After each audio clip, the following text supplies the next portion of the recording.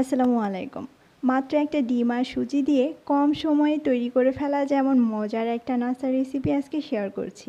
যারা কম উপকরণে আর কম সময়ে নাস্তা বানাতে পছন্দ করেন, আজকের রেসিপিটি তাদের ভালো লাগবে। আর রেসিপি শুরু করার আগে একটা অনুরোধ করছি, আপনি যদি আমাদের চ্যানেলে নতুন হয়ে থাকেন তাহলে প্লিজ চ্যানেলটি সাবস্ক্রাইব করবেন।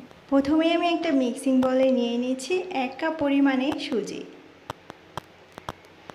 তারপরে এর মধ্যে দিয়ে দিচ্ছি একটা ডিম আর 1/4 চা চামচ দিচ্ছি এলাচ গুঁড়া। এলাচ গুঁড়া দিলে এখানে স্মেলটা খুব ভালো আসবে আর ডিমের অতিরিক্ত গন্ধটাও থাকবে না।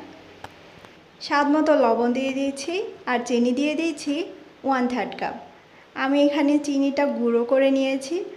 আর চিনি যদি গুঁড়ো না করেন তাহলে আগে ডিমের সাথে ভালো করে চিনিটা গলিয়ে নিতে হবে। 1/3 কাপ দিয়ে দিচ্ছি হচ্ছে মিল্ক পাউডার আর 1/4 কাপের মতো দিয়ে দিচ্ছি নারকেল কোড়া। এটা অপশনাল, চাইলে কিন্তু বাদ দেওয়া যাবে, তবে নারকেল কোড়া দিলে কিন্তু এই পিঠাটা অনেক বেশি টেস্টি হয় আর স্মেলটাও কিন্তু অনেক সুন্দর আসে। তবে হাতের কাছে যদি নারকেল না থাকে তাহলে বাদ দিতে পারেন। তারপরে আমি সবগুলি উপকরণ হাত দিয়ে একটু ভালো করে মাখিয়ে নিচ্ছি। আর একটা ব্যাপার হচ্ছে, সুজির দানা যদি খুব বেশি বড় বড় থাকে তাহলে কিন্তু এর মধ্যে 2 টেবিল চামচ ময়দা অ্যাড করে দিতে হবে। আমি এভাবে খুব ভালো করে মাখিয়ে নিয়েছি আর এরপরে এটা আমি রেস্টে রেখে দিব 10 মিনিটের মতো। আর 10 মিনিট পরে এটা খুব ভালো করে সেট হয়ে যাবে। আর তারপরে আমি একটা টেবিল চামচ দিয়ে এই সুজির খামির থেকে নিয়ে নিয়েছি আর হাতে আমি কিছুটা তেল মাখিয়ে নিয়েছি। আর তারপরে প্রথমে গোল গোল শেপ করে নিব আর তারপরে একটু চ্যাপ্টা করে নিতে হবে।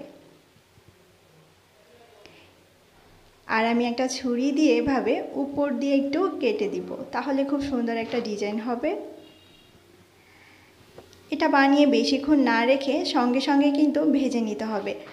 আর ভাজার জন্য তেলটা কুসুম গরম হতে হবে, কোনোভাবেই কিন্তু খুব বেশি গরম হওয়া যাবে না তেল, তাহলে কিন্তু তেলে দেওয়ার সঙ্গে সঙ্গে উপরটা কালার চলে আসবে আর ভিতরটা ভালোভাবে হবে না।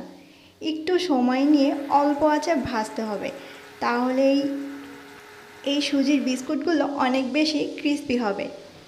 সুজির এই বিস্কুট পিঠাগুলো খুব মজা হয়েছে খেতে, আর আপনারাও বাসায় ট্রাই করে দেখুন, আপনাদেরও খুব ভালো লাগবে। আশা করছি আমার আজকের এই সহজ রেসিপিটি আপনাদের ভালো লেগেছে।